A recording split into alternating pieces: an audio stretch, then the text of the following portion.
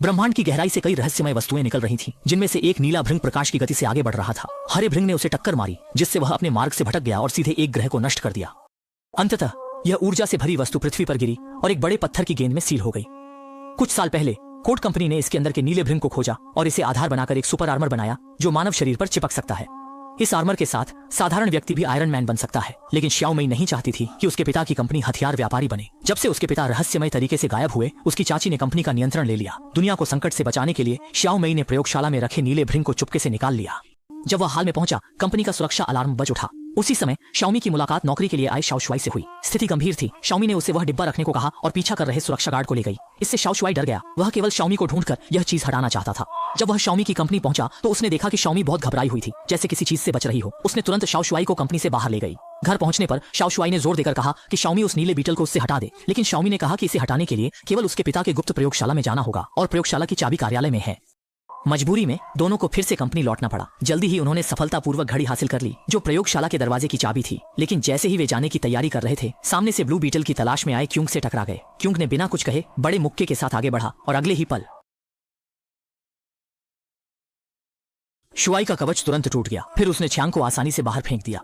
संशोधित मजबूत भाई कमजोर नहीं थे। जैसे ही स्विच दबा, उनके शरीर पर चिंगारियां चमक उठी। पलक झपकते ही नीले भृंग के आधार पर बनी कवच ने उन्हें ढक लिया। फिर एक रॉकेट दागा गया, लेकिन नीले भृंग की अद्भुत रक्षा ने इसे रोक लिया। तुरंत बाद छोटा शुआई दौड़ा, लेकिन नौसिखिया होने के कारण वह मजबूत भाई का मुकाबला नहीं कर सका और गोलियों के कारण सिर उठाने की हिम्मत नहीं कर सका। फिर मजबूत भाई ने जोरदार किक मारी और छोटे शुआई को कार समेत बाढ़ पर फेंक दिया। छोटे शुआई को गुस्से में देखकर ब्लू बीटल अब नहीं देख सका। उसने युद्ध कवच का नियंत्रण अपने हाथ में ले लिया।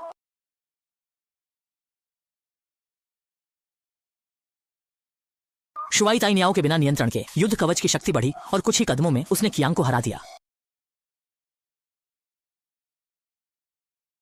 फिर दोनों हाथों में जानमार तलवारें थामे चिंगारियों के साथ कयांग भाई की ओर बढ़े, लेकिन जैसे ही तलवारें गिरने वाली थीं, छोटे शुए ने फिर से युद्ध कवच संभाला।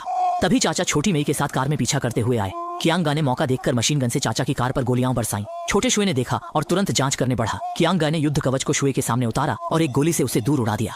बिना नीले कीड़े के नियंत्रण के छोटा शुए फिर से नौसिखिया बन गया। जब कियांगा उसे खत्म करने वाला था, चाचा ने कार घुमाकर ड्रैगन टेल मूव किया और शुए को बचा लिया। इसके बाद तीन लोग शाओमी के पिता की गुप्त प्रयोगशाला पहुंचे, जहां नीले बीटल का रहस्य मिला। ये विदेशी कवच उपयोगकर्ता के मस्तिष्क से जुड़ता है और मेजबान की मृत्यु पर ही अलग होता है। शाओ शुआई इसे स्वीकार नहीं कर पाया, लेकिन जब वह छत पर ताजी हवा लेने गया, उसने देखा कि शाओमी की चाची ने एक हेलीकॉप्टर भेजा है जो उसके परिवार को पकड़ने के लिए था। स्थिति गंभीर थी। शाओ शुआई ने बिना सोचे समझे छत से छलांग लगा दी।